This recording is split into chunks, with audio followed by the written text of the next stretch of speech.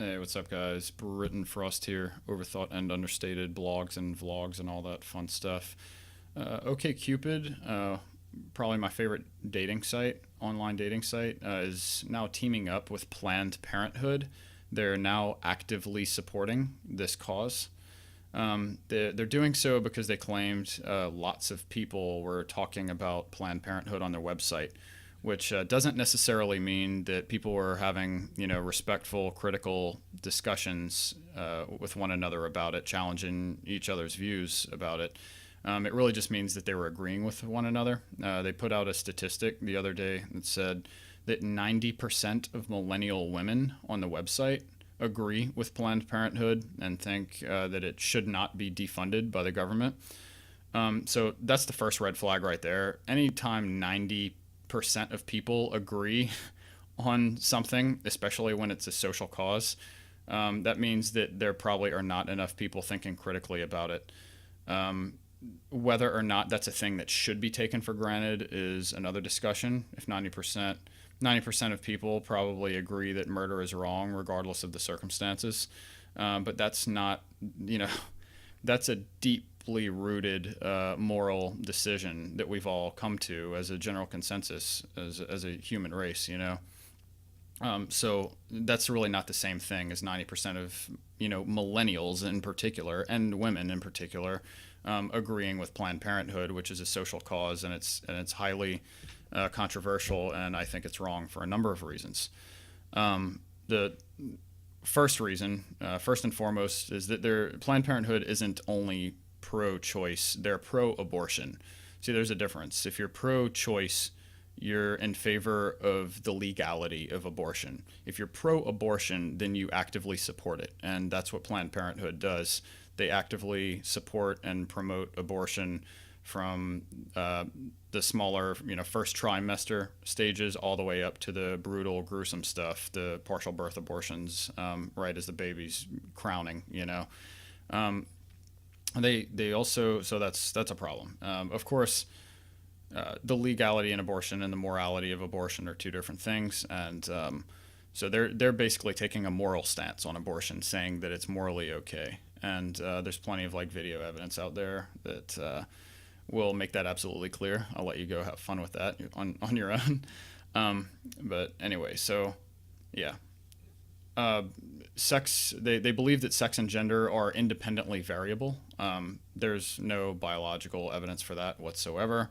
They think that sex and gender are two totally different things, and that the sex, which is the biology, male or female biology, can be absolutely separated from your gender and gender identity, which basically has to do with the social norms and expectations of you based on your appearance, and sexual gender identity being your feeling at the time, which can change on a whim, and that's about whether you're male or female or something else that doesn't really exist. So that's another problem, because there's no evidence that those things are actually variable, being that well over 99% of the general population consciously identifies with the gender that corresponds with their sex on the birth certificate. They also make this claim that 2 to 3 year olds start thinking about gender identity, about the feeling or the whim of being male or female. Now, I disagree with that entirely, because this is an overcomplexified postmodern idea that sex and gender are two different things. And, don't be mistaken by a 2 or 3 year old playing out in the neighborhood, or maybe playing, boys dressing up and, acting as girls, and girls going out and playing football with the boys. That doesn't mean that they're consciously thinking about gender identity, because they're not sophisticated, nor are they dumb enough to do such a thing. It's a form of action, even if they're talking about it. Oh, I wish I was a boy, or I wish I was a girl. It's not. They're not consciously aware of the concept of gender identity. This is something that the postmoderns have made up. It's not a thing. Okay, so little kids don't they're not like that. They're acting it out. Even if they're speaking about it, that's a form of action. They are experimenting, but well over 99% of the time, a little boy is going to turn out to be a man, and a little girl is going to turn out to be a woman. Okay, pretty much 100% of the time. I'm just being nice. Also, there are some shady rules of consent on Planned Parenthood's website that basically states that one should communicate consent at every single step of a sexual encounter with someone, and that's really not how sexual encounters work. Most communication is nonverbal, so to claim that you have permission to cry rape because someone didn't because you didn't explicitly verbally agree with every detail of what the person's doing with you, that's just absurd, and that sort of thinking needs to be absolutely defended against. So, what's interesting about this is that people who make up these sorts of rules of consent are politically correct, far left on the political spectrum, and which means that they're generally high in Big Five personality trait agreeableness. And one thing about people who are high in agreeableness is that they're very non-confrontational, and they're not good at communicating their thoughts and feelings clearly in the moment, because they're constantly thinking about being judged, or too worried about being offended, or maybe there's some neuroticism in there with that.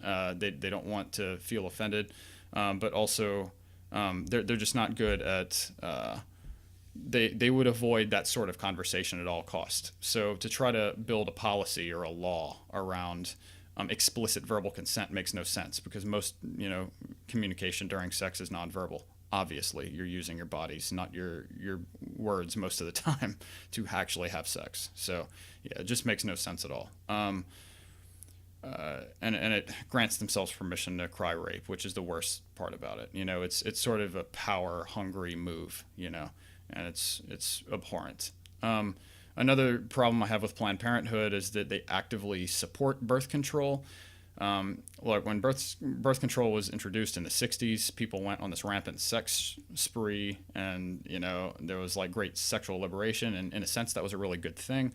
It brought women out of the closet in a sense, and got them more comfortable talking about sex and being a little more promiscuous and having adventures, and that's cool, But we shouldn't take birth control as an a priori good thing, because there are important, negative consequences to being promiscuous, to being way too sex positive, and I think we should respect those consequences. One of them is STDs. Another one is pregnancy. Obviously, that's the main one, right? One of the consequences of having sex is that you get pregnant. That's not to say that sex isn't for recreation as well, but we need to respect both sides. It's both for recreation and for reproduction, and it's important to use responsible behavior when you're doing it, and to limit yourself in a sense. It keeps you safe. It keeps you grounded. To perhaps have one partner. Anyway, that's another discussion. So those are a few of the problems I have with Planned Parenthood. They're the things they stand for are just not well. They're not well thought through, and they're very much a politically correct organization. And my thoughts on political correctness. It's the worst. So Planned Parenthood is a big deal. It's something we should discuss. But should a site like OkCupid be not only supporting Planned Parenthood, but actually rewarding their users for agreeing with it? Because look, it's one of the match questions. Do you agree with Planned Parenthood? In so many words. And they're putting a little badge on the profiles of people who do agree that Planned Parenthood is a good thing and disagree that it should be defunded by the government. And so one of the things that the A-list users, the paid users, are going to do is limit their search by who has those badges on their profile. So they're never going to face anyone who disagrees with them on that particular issue, and their view is going to get weaker and weaker and weaker because they're never going to be challenged by somebody with contrary views. And look, I have questions of high importance on my profile too, but I'm not opposed to talking to someone and meeting up with someone who has views that are different from mine. If they can have a respectful discussion about it and an intelligent discussion and be able to see my side while I'm seeing their side, and maybe we'll come to a reasonable conclusion about what's more generally true. It's like that's the type of person that's more important, finding someone like that, someone who challenges you but who also respects you for challenging them.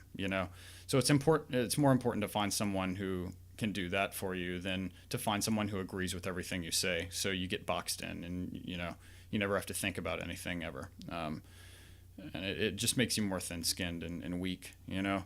So this sort of OkCupid's teaming up with Planned Parenthood, it kind of defeats the purpose of answering some of the questions if it's so easy to predict how the majority of users will answer a particular question. The Trump question was another one.